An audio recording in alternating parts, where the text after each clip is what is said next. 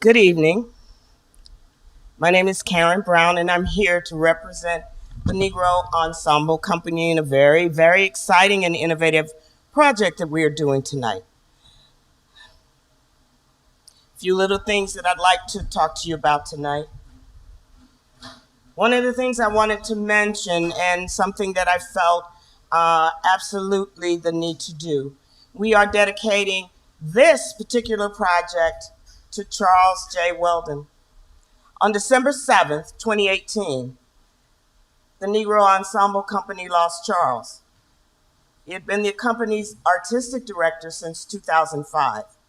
Charles had an inextinguishable and immutable passion for NEC. In his words, NEC saved my life. His most fervent desire was to bring about the same revelatory transformation for younger and emerging artists, to work with older and established artists to create amazing work. For this reason, we dedicate this performance to Charles Weldon in celebration of his life and his dreams. And you hold my hand, it makes me understand the true meaning of romance.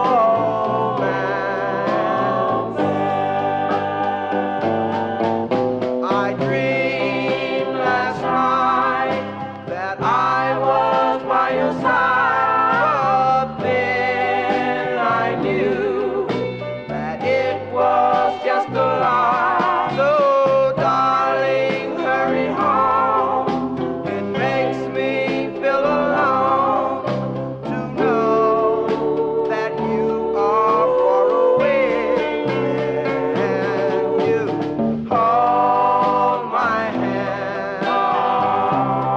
It makes me understand the true meaning of romance.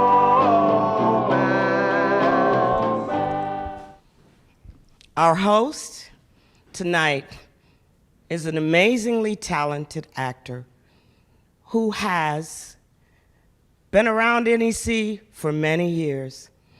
He also knew and was influenced by Charles Weldon. So please welcome very talented actor and playwright, Kahlil Kain. Thank you, Khalil. Thank you, Karen. Good evening. My name is Kahlil Kain. The Negro Ensemble Company is excited to bring to you this first production in our live Zoom series. Now, before we begin, I would like to take this time to honor and pay tribute to a few NEC greats who can't be here tonight. February 20th, 2020 marks the passing of NEC co-founder Gerald S. Crone. In 1967, Crone, with Robert Hooks and Douglas Turner Ward, merged their genius to create NEC.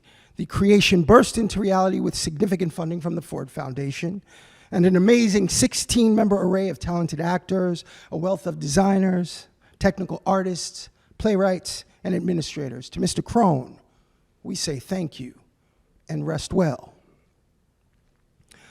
Tonight's event is dedicated to Charles Weldon. Now, for 13 years, Charles acted as the artistic director of the Negro Ensemble Company. From 2005 until his death in 2018, Charles did what he could to protect and breathe life into the much heralded legacy that is the Negro Ensemble Company. Charles Weldon was a showman to the bone. He had a luminous smile, and when he told you he loved you, you believed him. He was a gem of a man, beautiful. He was a resource. I had the pleasure of working with Charles Weldon on 2 occasions. We acted alongside each other in one play, and he directed me in another.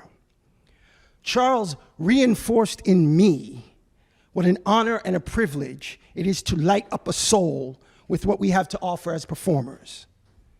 Charles understood that his duty as an elder was to lift us up. With that in mind, Charles Weldon treated me like I was a superhero.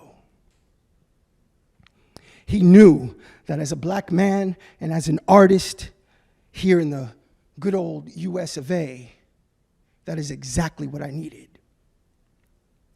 Charles Weldon was fortunate to be a witness and be involved in that confluence of black art and passion in the 70s and 80s.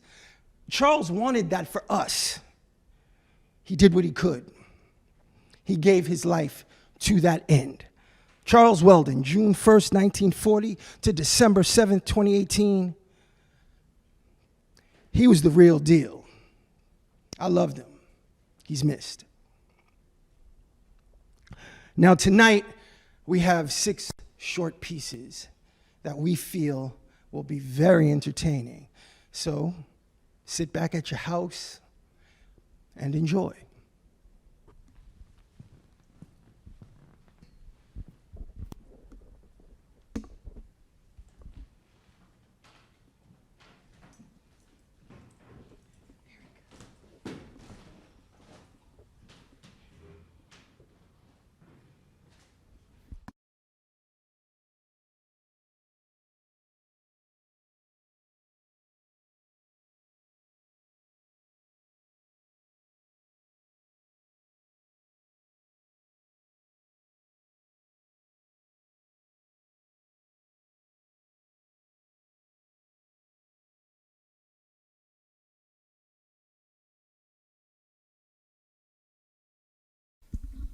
Asked a friend of mine, what should a black man do if ever stopped by the police?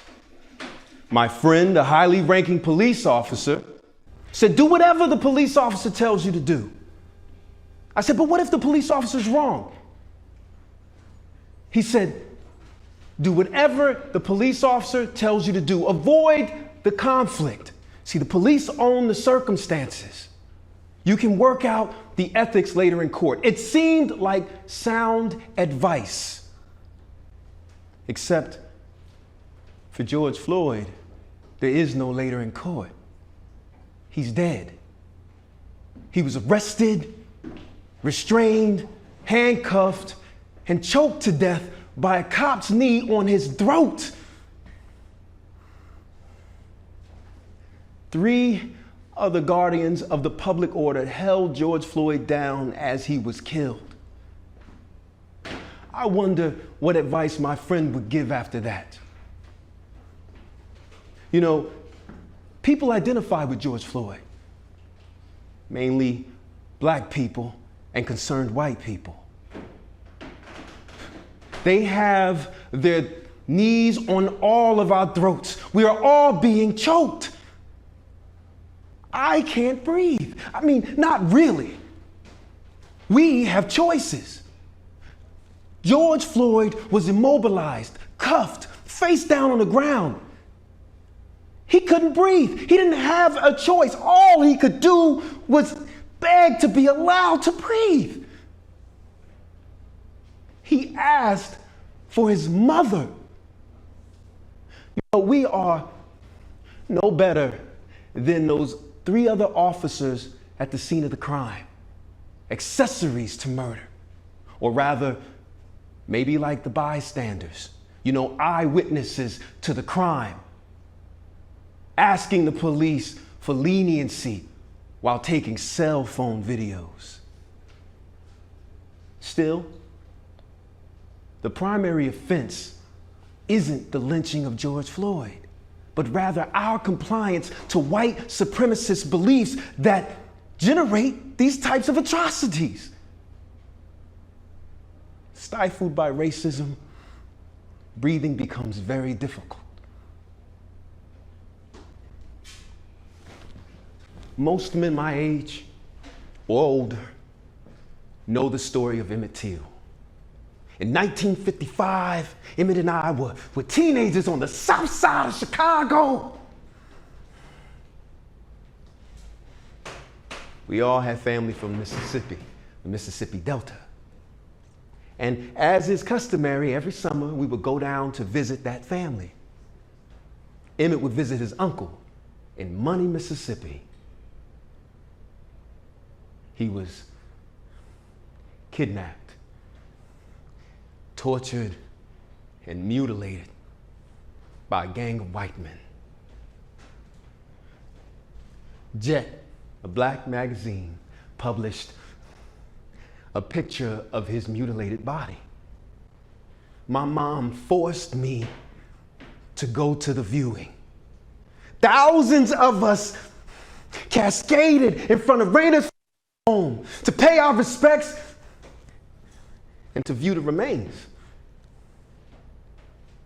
His mom made sure the casket remained open so that the world could see what they had done to my son.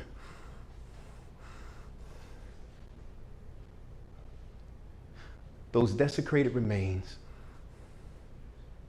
in that glass wall casket remained in my nightmares well into my adult life. But the horror didn't end there. Because by the killing, there was a trial. A jury of 12 white men heard eyewitness testimonies, including testimony from Emmett's own uncle, Moses Wright. They viewed damning evidence, and it only took them a little over an hour to acquit the later self-admitted killers. One of the killers, Milan, said later in an interview, "What else could I do? He thought he was as good as a white man." But the horrors didn't end there. You know, the killing of Emmett Till was just a straw on the backs that bore so many burdens of other oppressions. It was the catalyst that became the modern day civil rights movement. Rosa Parks said she remembered Emmett Till when she refused to give up her seat on that bus later that year. After seeing a picture of Emmett's mutilated body, an incensed and young Cassius Clay, later known as Muhammad Ali, said he was prompted to vandalize a local train yard to vent his frustrations. My friend and the leader of the Mississippi Summer of Freedom in 1964, Fannie Lou Hamer, said she used the memory of Emmett Till to help her in her work in the movement. She said that the memory of Emmett Till helped her to get through her fears.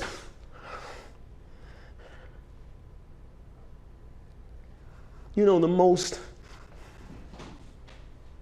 compassionate thing I've heard in these most catastrophic times came from a sheriff in Flint, Michigan. He was trying to stop a group of BLMs from protesting the lynching of George Floyd and demanding the arrest of his killers. But he had hit a stumbling block and he didn't know what else to do. He did the inconceivable. First, he took a breath.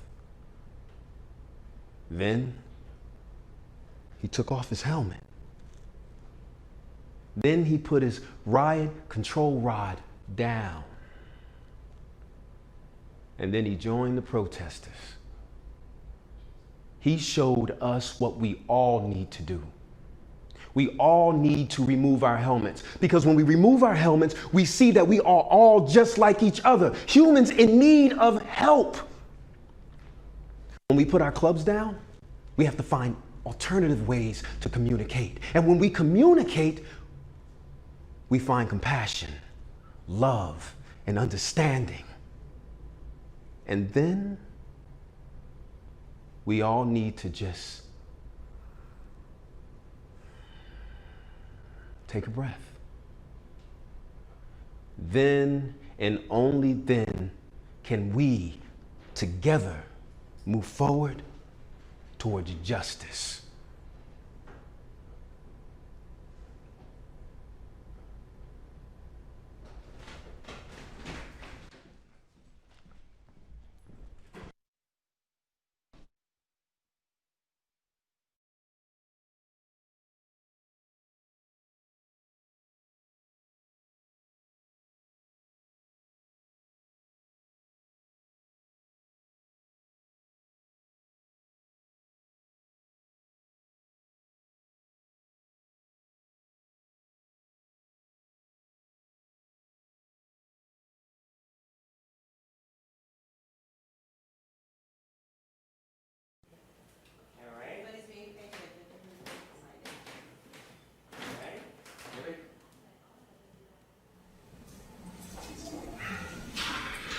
We've been married 5 years already. Time flies. And you really don't want kids? No. Now, whenever the subject comes up, we'll do this thing where we high-five each other to celebrate another year without them. My mother hates it. We'll be like, 5 years, no kids, high five, woo! But why? Why don't you? Why don't I what? Want children? Because I don't feel like it. Is it the money? Kids are expensive. No, that has nothing to do with that. Although that would be a benefit to not having any. Well, there's got to be some underlying reason why you don't want to be a mother. Maybe you feel like it's too overwhelming and you might not be good at it. My mother told me how hard it was when she had feelings. She wondered if she was ready for that responsibility, so maybe there is an issue here you're not addressing. Not at all. I just don't see myself living that life. Car seats, strollers, baby carriages. I don't want anything to do with that. Why do women have to have babies? Why don't you have a baby? Because James and I just started dating again. So I... Doesn't that apple pie look good? I think I'm gonna order some apple pie. You guys want some apple pie? You don't even eat apple pie. I will if you stop harassing my wife. I'm not. Look, y'all are good people, okay? Danya, I don't think of you just as a sister-in-law. I think of you as a sister. Do you? Yes. I love you both, and I feel like you would make great parents. I just want to be sure that you're making the right decision. Trying to get at whatever this is, you might not be willing or able to talk about. I didn't know you left your job at the bank. What? You know, when you became a psychiatrist. Look, I am very capable of making decisions for my life without you giving me a cross-examination. I got it. You're one of those people who doesn't want to bring a kid into this world because of how cruel people can be. But look at it this way. Your mother had you. Don't you want to give somebody else the chance of life? What if your mother decided she didn't want to have kids? Then I guess I wouldn't be sitting here having this pointless conversation. Listen, it's not that deep. I mean, it may be deep for you. For me, it's just as simple as deciding where I want to work. Being a mother is one of the toughest jobs there is, right? So I've heard. There you go. Look at it that way if it'll make you feel better. Motherhood is a job I don't want. I'd rather just work my not-for-profit, helping the people. You're really okay with this? Excuse me? If I was gonna have children, I wouldn't have them in this country. My kids. Your kids. If you wanted to have children, I wanted them to have roots somewhere else, somewhere where they could truly be seen as what they are. Black people are seen as American first in every other country except America. Also, in every other country, people are categorized by where they're from, their nationality. So, if we had a child in France, that child would be French, and his children and their children would know exactly where their people came from. They wouldn't be walking around talking about they can't trace their lineage more than a few generations. My family suffered in this country too long, and it stops with me. That is sad. What about a legacy? Who is supposed to carry on our name? Well, hopefully women will have progressed to a position where my legacy won't be an offspring. I plan on making an impact in the world that doesn't involve getting pregnant, because that's not fun. So you wouldn't consider carrying a baby you didn't have to take care of? What? Right, what? I found out that I'm not able to carry a baby full term. And I wanted to ask the two of you how you felt about Danya being a surrogate one day, if James and I can stay together long enough to have a family. It's just something to think about. I am so sorry. When did you find this out? I've had endometriosis for years. The doctors ran tests 2 weeks ago and gave me those results last week. Why didn't you tell me? I don't know. Maybe I was in denial. So this was an interview? In a way. But why? You two are the perfect candidates. You really don't want children, so there is no chance you'll get attached to this baby. I wish you would have told us that in the beginning. I'm so sorry, sis. I feel like such a jerk. Why? I wanted your honest opinions. That's how you feel. There's nothing wrong with it. Well, I'll at least think about it. You will. You definitely will.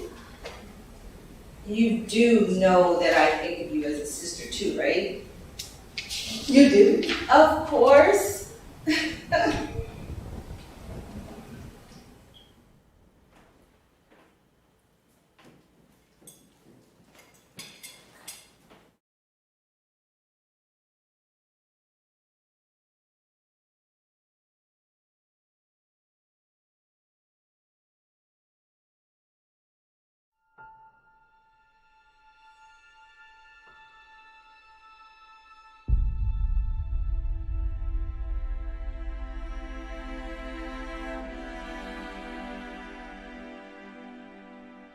Hi, I'm Gil Tucker, an Adelco Award-winning actor, and I am the Negro Ensemble Company.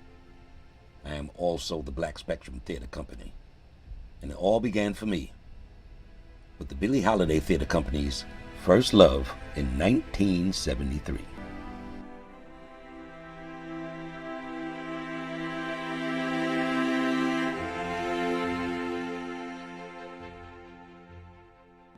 My name is Lynne Michele, and I am NEC, Daughters of the Mock 2017.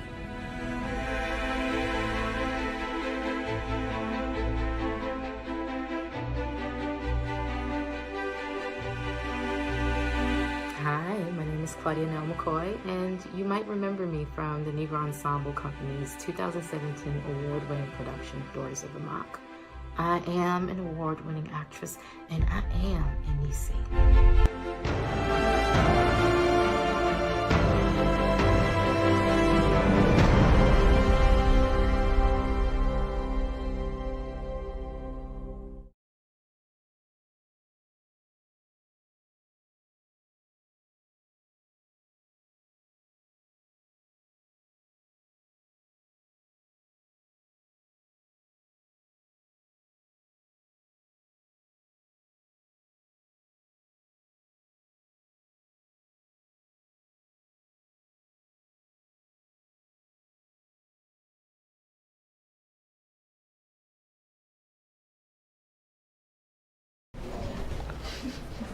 Not true, man.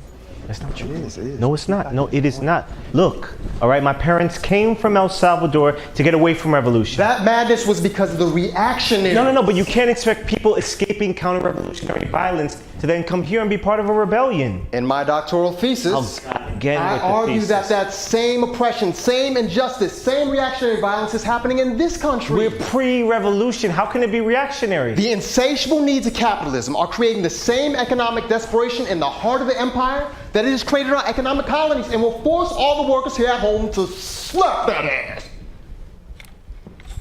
What?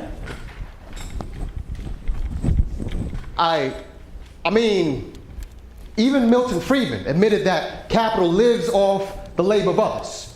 And the only way to disorganize the workers is to fuck Pusha T and anybody that love him. Hand up his ass, I'ma have to headbutt him. Hey, are you all right? I don't know. Look, the tendencies of immigrants escaping resurgent fascism, man, it's gonna be harder to overcome than me and my homies cruising in my lowrider. Hey, what, bitch better have my money.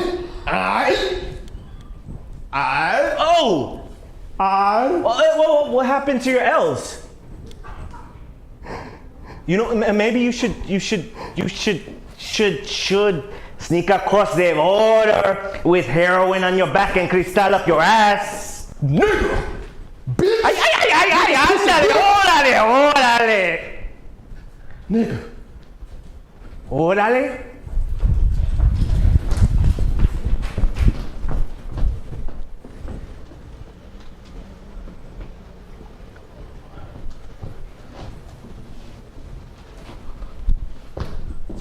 What is happening? I don't know. It's like, I don't like them figgity fat. I like them stiggity stack. You wiggity whack if you ain't got no biggity back. Well, it's like the Hawthorne effect. No, the Hawthorne effect has been discredited. The idea that an observer can affect the observed? Right. But in a socio-cultural setting, that maricón, coyote. Get a hold of yourself. Get a hold of yourself. What's happening? Órale. What's happening, mami? Let's go get some tacos. Ay. Punk ass bitch. Órale. Some fine motherfuckers in this bitch tonight.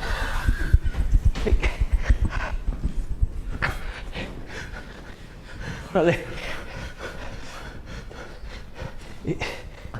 It's like... It's not... Keynesian, you got it. Wait, it's like we're in the stereotype zone.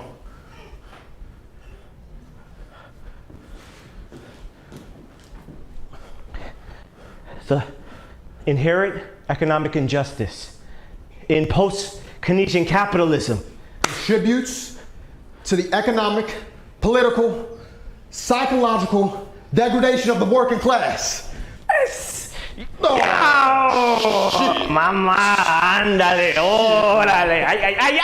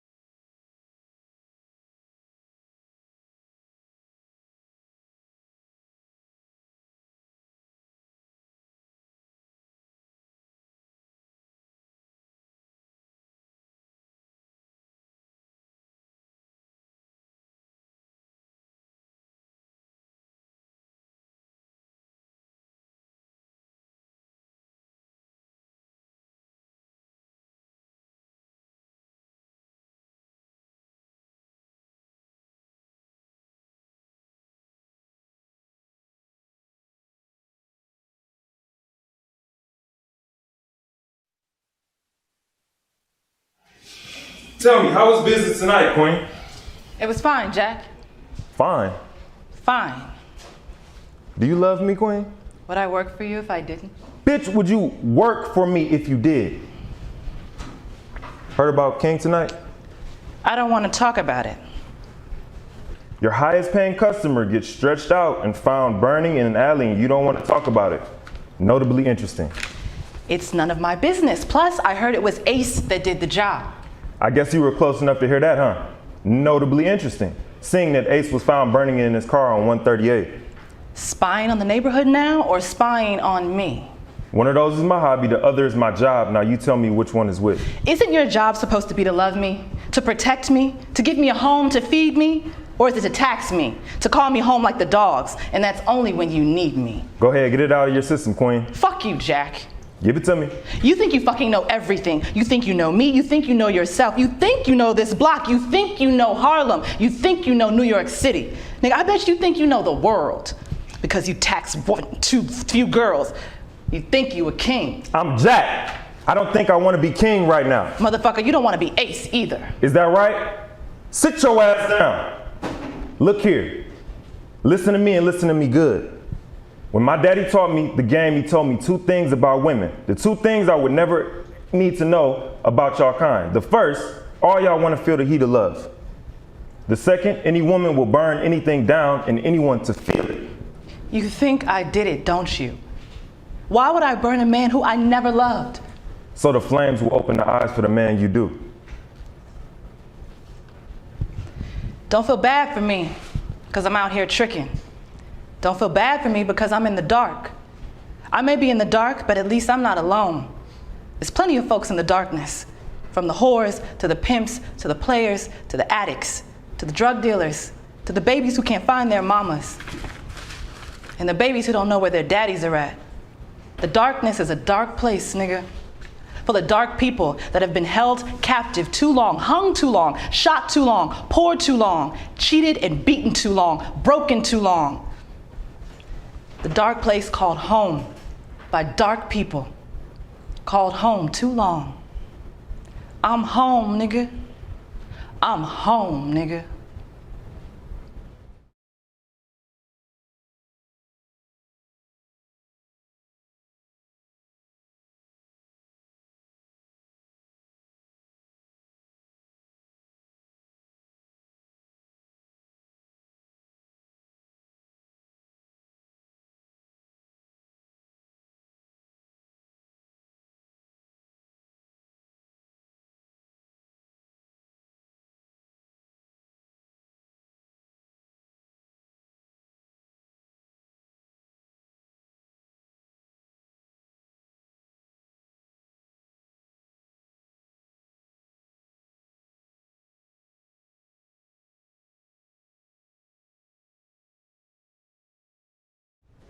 She wanted me. I could tell. She stood by my picture the longest. Then she searched the room until she found me. Didn't come right over. Watched me. So I started trying to act smart or something. Standing straight, ignoring Sheikah, who kept trying to make me run around. I thought if I acted smart, maybe she thought I was worth being picked. My hair looked good, my t-shirt clean, and I stood and I waited. Then I see Noah walk up to her. He talking and she smiling.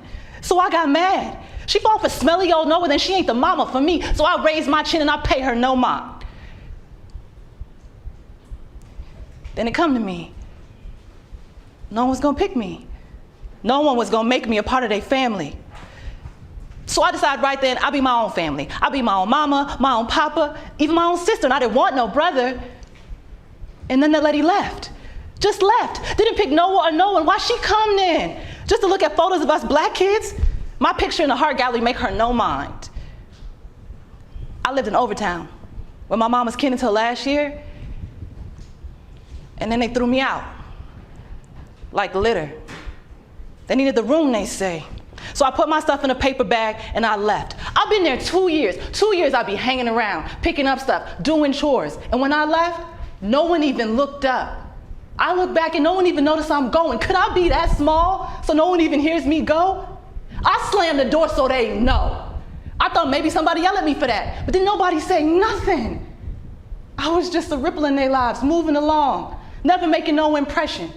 I got mad. Not just a little, I got really dark mad and I thought, I'm gonna make you see me. I'm gonna find a way to make you remember me. So I put down my bag, I empty out my stuff, and I start collecting rocks. Fill my bag with anything big enough to break glass. I thought, you gonna see me, yeah, you gonna hear me, because I'm gonna break every window in that house. I'm gonna fill that house with so much breaking glass, they know how my heart feel.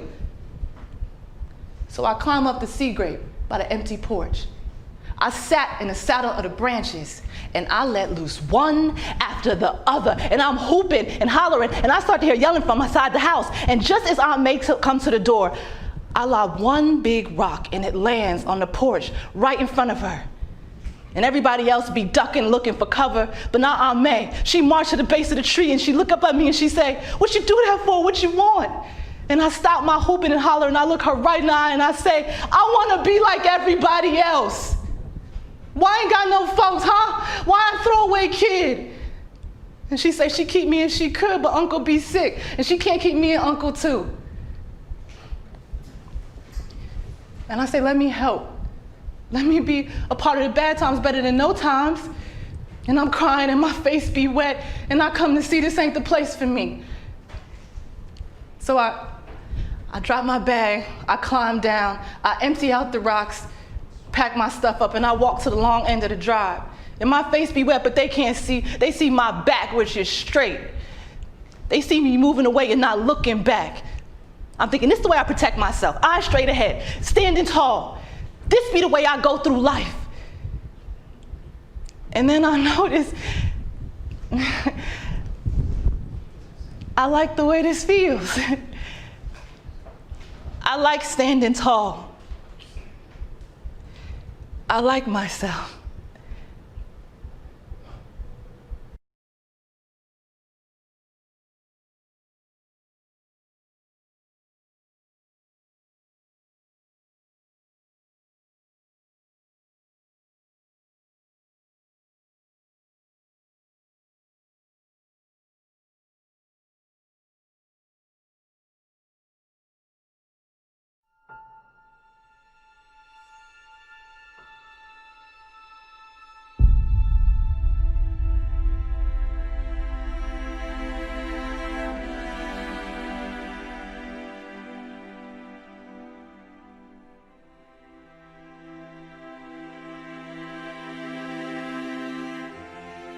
Hi, I'm Adrain Washington, an award-winning actor, and I am NEC since 2017 with The Soldier's Play, directed by Charles Weldon. Hercules Didn't Wade in the Water, also directed by Charles Weldon. And most recently, a photograph, Lovers in Motion, by Ntozake Shange, and directed by Adiagha Faizah. I am NEC.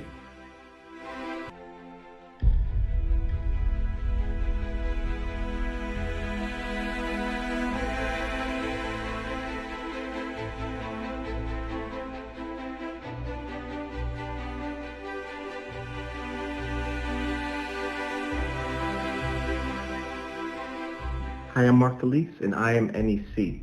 I've been a part of the company since 2020 when I was cast in Photograph, Lovers in Motion. A great play written by Ntozake Shange and directed by her sister, Adiagha Faizah. I am NEC.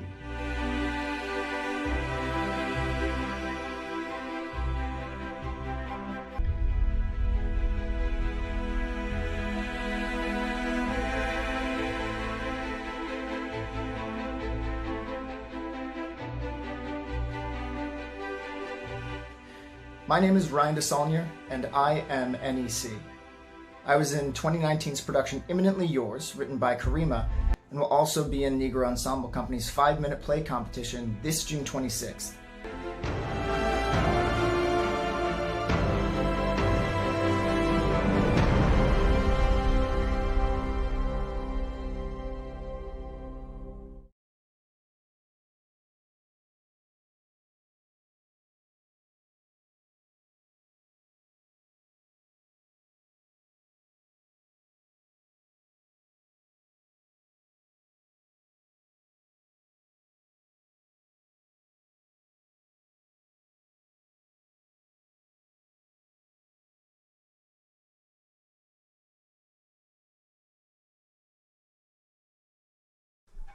Hi. Hi. What are you doing up there? Observing. You ever come down here? Nope. Oh. But you might be coming up here. Don't you want to come down here? Down there. Yep. We got swimming, green grass, food, people. Are you the only one up there? Nope. Who else is up there? You remember your uncle? He's up there? Yep. How did he get up there? Well, he was convincing. Convincing? How do you do that? There are many ways. If I die, is that convincing? No, that's just dead. Nothing moving there. If I fake dying? No. How do you do that? You put a rope around your neck, but you make it look long enough so when you jump, it doesn't cut you short. But I'll see the fake. I'll do it when you're not looking. And how will you know I'm not looking? When it's cloudy. Then I'll jump and yell like I'm doing it. Then you'll come up and you'll get me. So you'll be dead. Fake dead. We only take real dead. But that's not convincing, you said. Well, the convincing part is what you do before you're dead. But if I fake dead, then I won't have to be convincing. We have a test when you come up. A test? I'll say to you, look at me without laughing and tell me you're dead. I can do that. You want to take a pre-test? Okay. I'm dead. Without laughing. I'm not. I'm dead. Not even a little smile. I'm dead. Oh, God. So do I get to come up? Oh boy, I'm going to go up there. I'll be right back. I'm going to tell my mom. You can't tell your mom. Why not? Well, when you die, you don't have time to run and tell your mom to say goodbye. I'll write a fake hang note. Dear Mom, I'm going up there. Will Mom be coming up there? Yes. When? 30 years. 30 years? Yes. Why can't she come up sooner? She doesn't want to come. If I'm telling her that I'm going... She'll be coming up, but she has your sister down there. She can come too. She's not due for 80 years. Well, I'm cutting it short. She's been down here 4 years more than me. I want to come up now. She won't want to leave her friends. I'm not her friend. Mommy will come. And you'll leave your sister? Yep. Why? I'm her daughter and she loves me. She would do it for me. But your sister? She's old enough to be on her own. She can go to Dad. If you come up here, you'll never get to go back down. Well, she'll be up here in 80 years. We'll wait. What's the rush? I heard good things. Good things. You really got me in a predicament. A what? Up a testament without a pallet. There are many good things down there. I guess. Swimming, grass, food. Yeah. Why don't you enjoy those things for a while? I have been. There are going to be other things besides has-beens. I guess. You'll be going through puberty soon. You'll change, become a woman. Like my sister? Yes. I think I'll come up. That's why you're there, to experience the changes of life. I haven't enjoyed any of my changes. Not all changes are enjoyed. I'll just come up and begin my enjoyment up there. Won't you feel bad about leaving? I don't know. Think of your friends, your sister, your mom, Dad. Won't you miss them? I don't know. You must have a hint on how you feel. I guess. But you don't know. I'm 10. I don't know what's going on. I know I want to leave. Something is telling me I should, that I haven't enjoyed things. I don't know what. I'm 10. I should know. I feel colorless. I want to go. You tell me. You've been around. Tell me why I should feel footless. I can't. Why not? I can't walk into your mind and observe why you're feeling that way. People tell me what things have happened to me. My uncle dies, my parents divorced when I'm 3. Do I have to know how I feel when I'm 3? You can't tell me. You want me to figure it out? I figure I want to come up there. If you come up, you couldn't fake it. It would have to be real. Okay.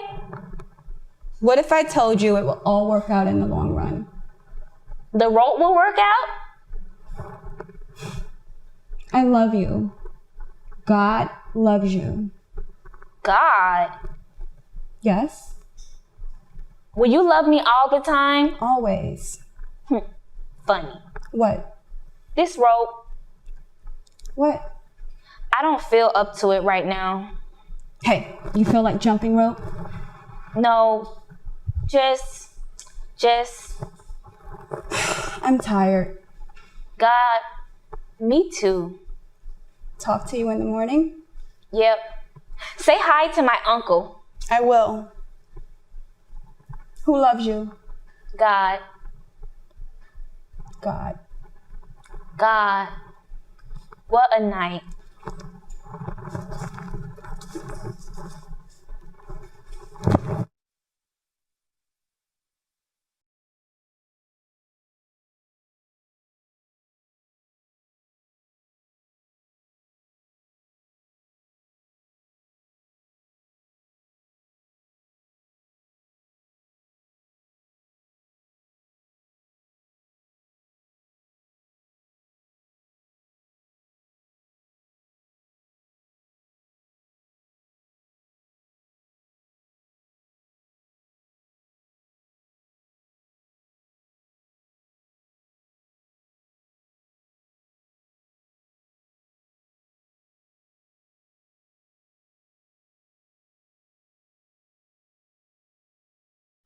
James, I need for you to describe to me exactly what happened. Why? What difference does it make? Because I'm your lawyer, and I can't represent you well unless I know exactly what happened. I told the police. So what? Just tell me. All right. My dad, he was down on the floor and there was blood coming from his head. Okay, good. This is the details that I need. Go on. I told my mom we should call the police, but she said, get an ambulance. They'll help him. The police can't help him. Okay. And what did you do about making the call? I told her it was too late. Okay, now James, this is really important. Did you make the call right away? I made the call. Okay, good. Tell me about it. How are you supposed to be when you make a call like that?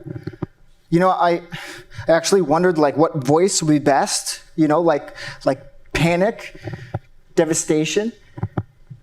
In the end, I put on this voice like I might cry at any moment. I knew I wasn't going to cry, but it's an easy voice to do. Well, why did you feel you had to put on a voice? You can't sound calm, can you? How'd it look? I told the operator that my dad was dead, and she said, what happened? And I told her he was dead on my kitchen floor. Then the operator asked me to check for breathing, but I told her there was no point. How'd you know there was no point? Because I knew he was dead. And even if he'd been breathing, I would have put my hand over his nose and mouth and held it there till he stopped. No, don't say that, James. Don't ever say that, and don't ever say that in court. Do you understand? Yes. I was asking how you knew that he wasn't breathing. I knew. I just knew, okay? All right, what happened next? Then my mom turns on me and she's screaming. Go on.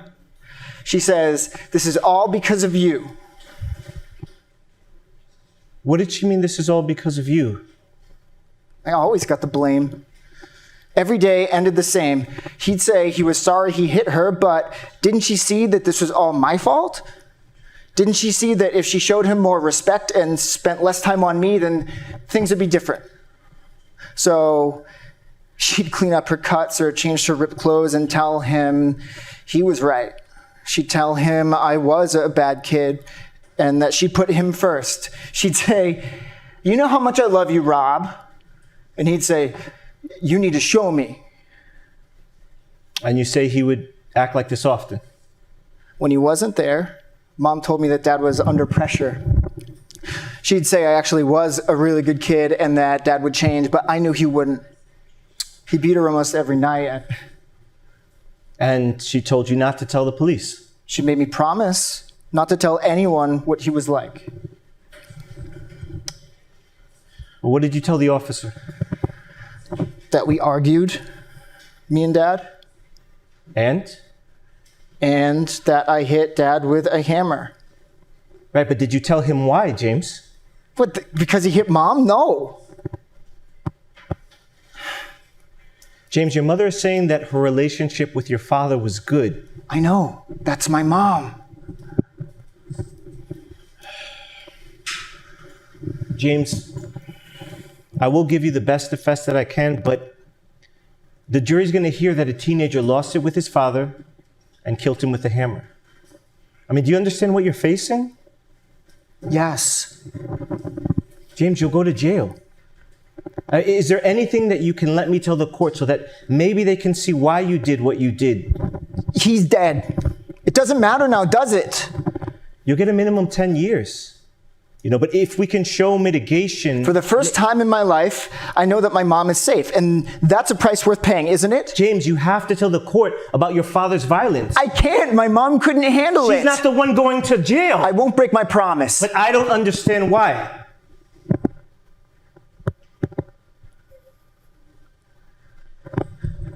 You can't tell anyone anything that I've told you unless I say that you can, right?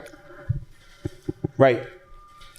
Right, anything that you tell me is privileged information. Maybe this will make you understand then. Almost every day here, the other kids ask me like the same question every day. What was it like to kill my dad? And what do you tell them?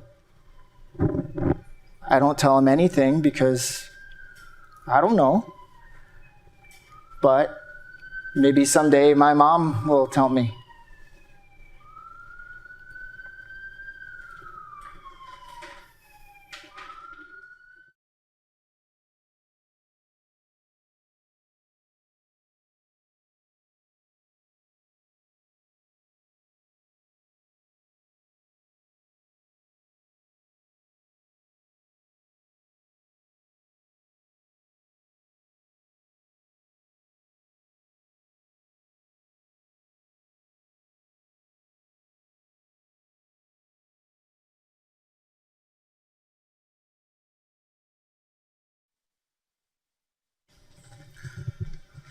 .473, .474, .475. I was heading home. 187 St. Francis Avenue, that's where I stayed. Been living in the same house since I was a little tyke. I was about 4 years old. Growing up, my father built the Mathis residence from the ground up, brick by brick, layer by layer, and my blood, sweat, tears, child labor. Daddy had me grab each and every little red brick before he laid it in the cement. I still have the cuts and scrapes in my hands from the sharp ones. But I ain't mad. It came out more beautiful than our church gatherings on Christmas Eve. Now, the only time I ever left that house was when I was heading to work. 476, 477, 478. Now, I worked the graveyard shift at McDonald's. Spent 12 years being the grill grand master, flipping them chickens, slamming and jamming, making them magnificent midnight burgers. You know what's real good when you tuck the pickles underneath the cheese? Just like you tucking in your child for a bedtime story. Then you put the little smiley face on for the ketchup lines. Forget Chef Ramsay, call me Chef Kenny. Shit, I ain't got employee of the month put up on that wall for no reason. 479, 480, 481. Now, I was always ready to go to war on that grill. From night till dawn, I was kicking ass and taking names, but my battle scars ain't lie. I used to get these bumpy heat rashes, these juicy pimples, these big ass boils too from the heat in the back. Some of them would ooze up on my forehead and just explode like World War I. Boss Lady Cheryl always had me cleaning the grease pit, wiping the adolescent piss off the toilet seat, and grabbing all that nasty hair off the bathroom sink. And if a customer ever got loud with me, child, I'm no boo-boo the fool. You ain't put no pickles on my burger, lady. The pickles is underneath the cheese, baby. Well, I wouldn't trade it for anything in the world. Now, after I would leave McDonald's, I would take the same path home, the same road, the same 527 steps every day. History repeats itself. 481, 42. Now, there's an oak tree on the left with the initials carved TM in it, and an abandoned black Honda Civic on the right side of Jefferson, and right up on Carter, I would run into Miss April's dog, Christine, the Chihuahua. I can't stand that little mole rat, but I love me some Miss April. You know, on Sundays, she used to stop by my place and make the most fantastic, crispy, double chocolate chip cookies. Listen, I don't know what she did, but that white lady knew how to make some chocolate chip cookies. I walked this path so many times, I could walk it with my eyes closed. Now, it was a Friday night, the moon was shining bright, there wasn't a problem in my sight, and I was just walking. 44, 45. You know, it's real late out here, ma'am. Where you coming from? I was respectful, because I had some place to be. Yes, sir, I'm on my way home from work. I'm just trying to move it on along. 46, 47. Well, I never seen you out here before. 48, 49. Ma'am, did you hear me? Now, I smiled as big as a slave answering her master. Yes, I did, sir. I'm on my way home. That's 1-8. Ma'am, I need to see your ID. So I went in my knapsack to grab my wallet, and like a bat out of nowhere, I was spread eagle. My hands are up. Don't shoot me, officer, please. Please don't shoot me. I got 38 steps. I just got 38 steps to my house. Just 38 steps. And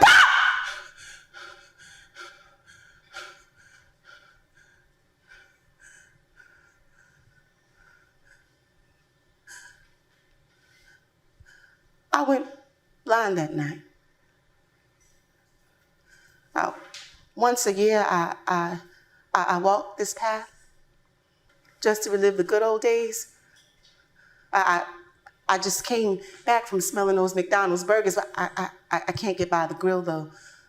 So I just stand outside and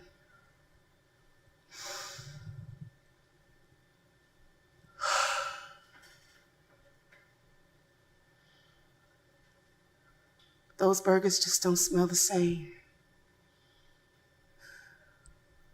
Well, I best gets to moving, you know. It ain't safe out here for people like me. 490, 491, 492, 493, 494, 495, 496.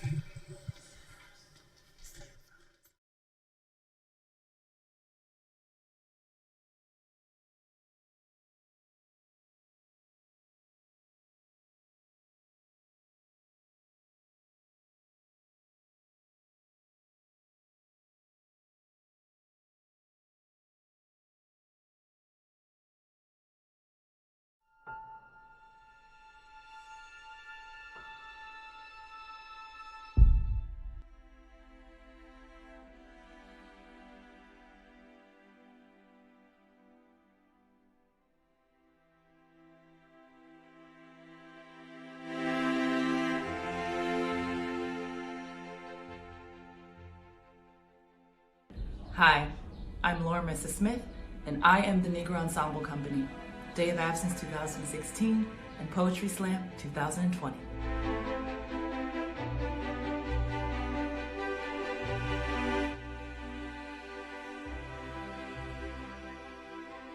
Hi, I'm Chaz Rubin, and I am NEC. It all began for me in 2015 with a lovely malfunction, and then in 2016 with the Day of Absence, and finally in 2017 with the Soldiers Play.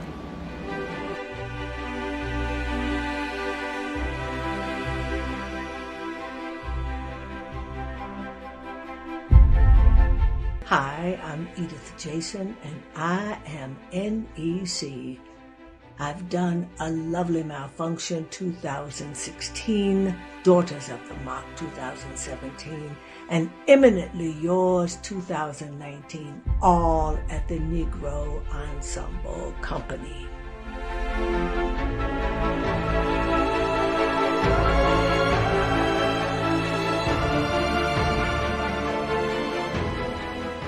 Hi, my name is Michele Baldwin and I am NEC, Video Tech Designer, Charles Weldon Memorial, Eminently Yours, and Grandma's Quilt, Negro Ensemble Company.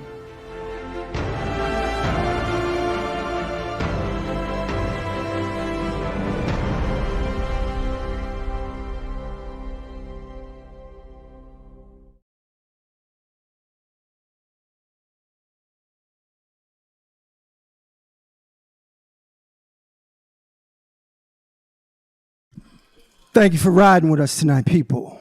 We are deliberating and we will have a winner shortly. I'd like to say thank you.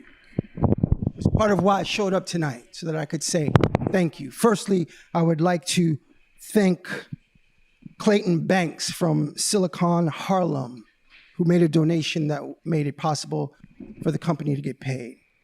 Clayton, thank you very much.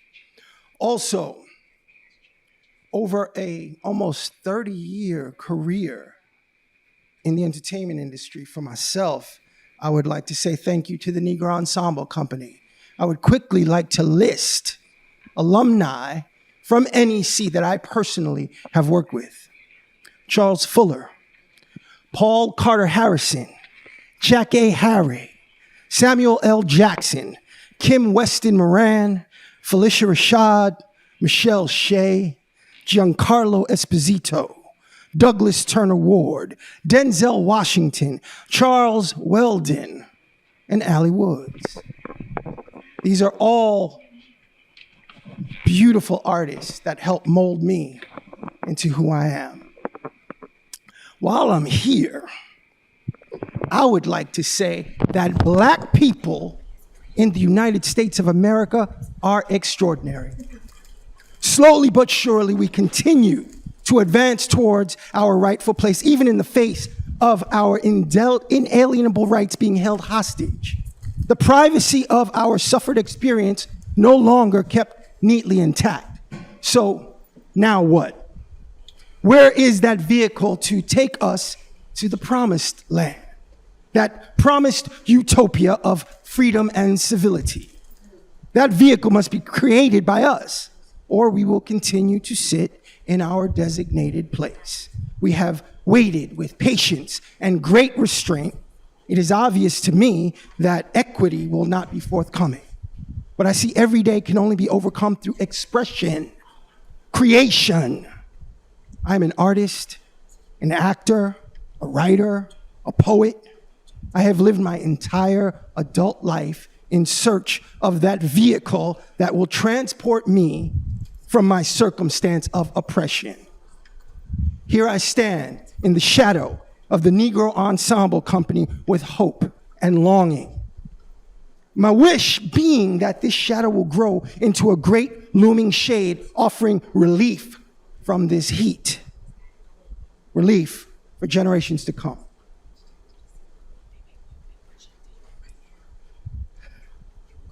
We cannot allow NEC to perish. The legacy of the Negro Ensemble Company has given me and so many others life in a time where the value of that very life is up for grabs.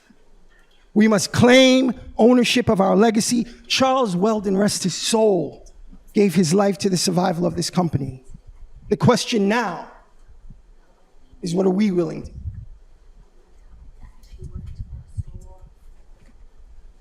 Thank you.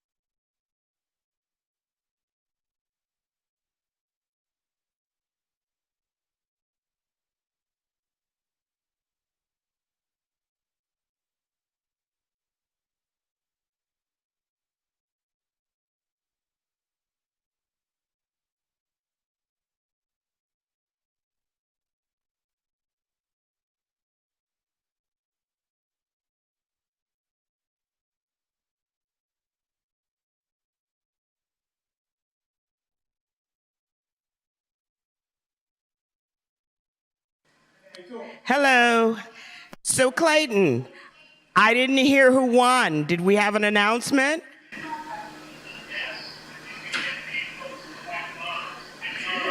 McDonald's. McDonald's.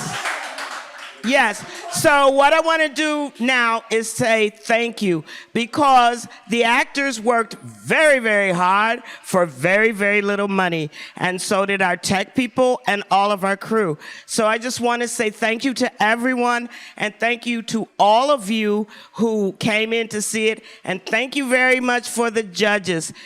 Good night, folks. We're out. Good night. God bless y'all. You won. I didn't. Devin Porter won. That's his monologue. I'm just, the body.